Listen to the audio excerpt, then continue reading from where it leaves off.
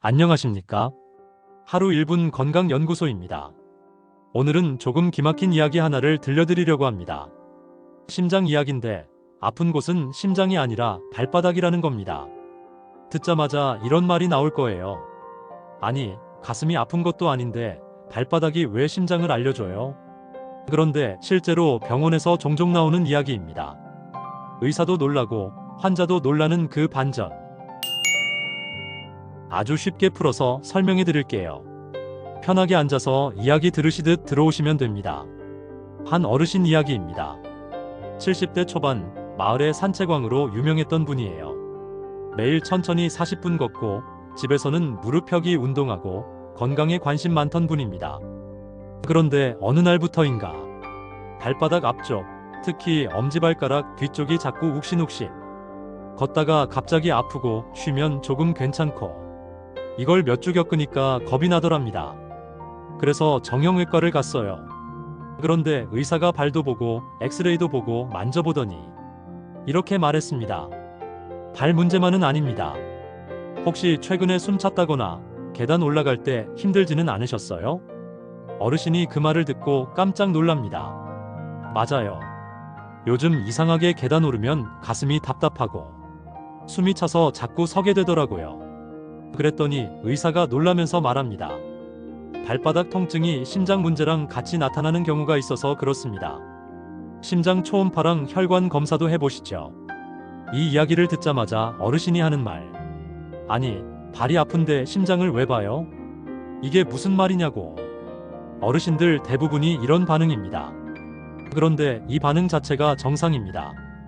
왜냐면 정말 의외거든요. 자, 이걸 이해하려면 우리 몸의 구조를 아주 쉽게 알아야 합니다. 어려운 의학 용어 말고 그냥 일상적인 비유로 설명할게요. 몸은 큰 도로, 작은 도로, 아주 작은 골목길로 이루어진 거대한 교통망입니다. 심장은 바로 이 모든 도로에 차를 보내는 중앙 버스터미널이죠. 하루 종일 피라는 버스를 온몸으로 보내고 다시 받아오고 이걸 쉬지 않고 합니다. 그런데 발바닥은 어디냐? 버스터미널에서 가장 멀리 떨어진 종점입니다. 비유하자면 강원도 끝에 있는 막다른 마을 같은 곳입니다. 심장이 약해지면 어디부터 문제가 생길까요? 가장 먼 곳부터입니다. 즉, 피 공급이 가장 불리한 곳, 바로 발입니다. 특히 발바닥 앞쪽. 이곳은 혈관이 아주 얇고 촘촘합니다. 교통망으로 치면 좁은 골목길이고 눈이라도 조금 오면 바로 막히는 도로죠. 심장 펌프력이 떨어지거나 혈관이 좁아지면 가장 먼저 영향을 받는 곳이 발입니다. 그래서 발바닥의 통증, 저림, 뜨거움, 뻐근함 같은 신호가 가슴보다 먼저 나타나는 경우가 있습니다. 이걸 의사들이 뭐라고 하느냐?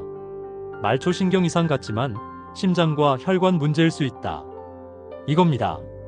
모든 발바닥 통증이 심장 때문은 아닙니다. 그럼 어떤 통증이 심장 문제를 의심하게 할까요? 5가지 기준이 있습니다. 첫째, 걷다가 아프고 쉬면 괜찮아지는 통증. 이게 가장 중요합니다. 운동할 때 심장에 부담이 생기면 혈류가 줄어들고 발 앞쪽이 아파요. 쉬면 다시 피가 돌면서 괜찮아집니다. 둘째, 발이 자꾸 차갑고 색이 거무스름해지는 경우. 혈액 공급이 떨어지는 겁니다. 셋째, 오래 걷지 못하고 중간중간 멈추게 되는 경우. 의사들은 이걸 간헐적 파행이라고 부릅니다. 쉽게 말하면 발이 아파서 자꾸 멈춰 서야 한다는 뜻입니다. 넷째, 발바닥 저림과 함께 종아리나 허벅지가 뻐근한 느낌. 다섯째, 발 통증과 함께 계단 오르기 어려움, 숨참, 체력 저하가 같이 오는 경우. 이 조합은 의사들이 심장 먼저 들여다보는 패턴입니다. 이 5가지 중 2~3개가 같이 있으면 심장 검사 꼭 하셔야 합니다. 그럼 왜 심장이 안 좋으면 발이 먼저 아플까요? 조금 더 구체적으로 풀어볼게요. 원인은 크게 3가지입니다. 1. 심장 펌프력 감소. 심장은 피를 보내는 힘입니다. 이 힘이 약해지면 먼 곳부터 피가 부족해져요. 발바닥이 대표적인 희생자입니다.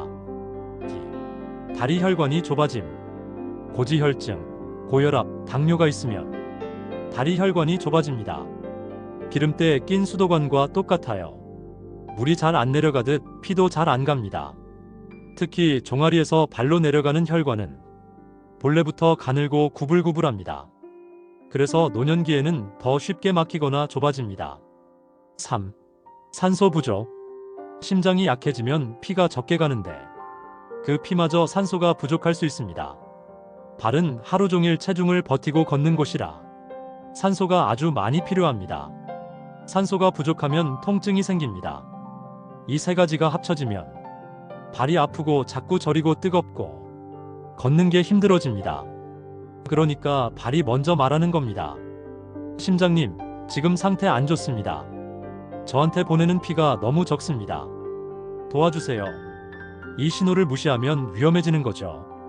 발이 이렇게 말할 때가 있습니다. 이때는 바로 검사하셔야 해요. 첫째, 걷다가 아파서 멈춘다. 둘째, 발이 차갑고 색이 파랗거나 거무스름. 셋째, 발바닥이 바늘로 찌르는 듯 저림. 넷째, 밤에만 유독 발이 아프다. 다섯째, 발톱색이 변한다. 여섯째, 발바닥 앞쪽이 자주 붓는다. 이 6가지는 심장혈관 문제가 있을 때 자주 나타나는 신호입니다. 특히 밤에 발이 아픈 건 혈액이 잘 안 돌아서 생기는 통증입니다. 진짜 환자의 예를 한번 들어보도록 하죠. 정형외과로 발바닥 통증 때문에 온 68세 남성. X-레이 문제 없고 족저근막염도 아님. 근데 걸으면 아파서 서게 됨. 혈관 초음파 찍었더니 다리 혈관이 심하게 좁아져 있었고 심장 초음파에서 펌프력이 떨어진 게 발견됨. 치료 후 걷는 거리 회복. 이렇다 이 말입니다. 발저림과 통증 때문에 발바닥 마사지기를 하루 3시간씩 쓴 72세 여성. 오히려 더 아파져서 병원 방문. 피 검사에서 신부전 초기, 다리 혈류량 저하 발견. 치료 시작하니 발저림이 사라짐. 이런 사례는 병원에서 아주 흔합니다. 그래서 의사도 놀라는 겁니다. 발이라고 왔는데 심장 때문이니까요. 아주 간단하게 정리해 드릴게요. 다음 4가지 중 1가지라도 있으면 심장혈관 검사 추천입니다. 첫째, 걷다가 아프다. 둘째, 쉬면 바로 괜찮다. 셋째, 발색 변화가 있다. 넷째, 계단 오르기가 버겁다. 특히 2가지가 동시에 있으면 심장과 다리 혈관 문제일 가능성 높습니다. 반대로 아침에 일어나자마자 발바닥이 아프고 계속 찌릿하고 운동과 상관없이 아프면 이건 발 자체 문제일 때가 많습니다.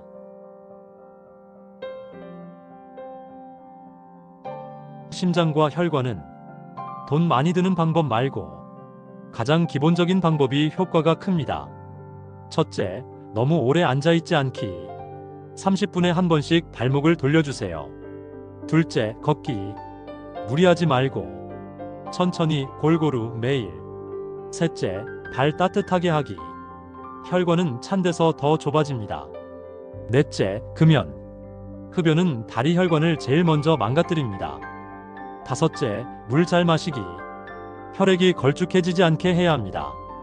여섯째, 기름진 음식 줄이기. 다리 혈관 막히는 원인이 됩니다. 여러분, 몸은 말이 없습니다. 대신 신호를 보냅니다. 그리고 가장 먼저 신호를 보내는 곳은 심장에서 가장 멀리 떨어진 발입니다. 오늘 이야기 기억해 두세요.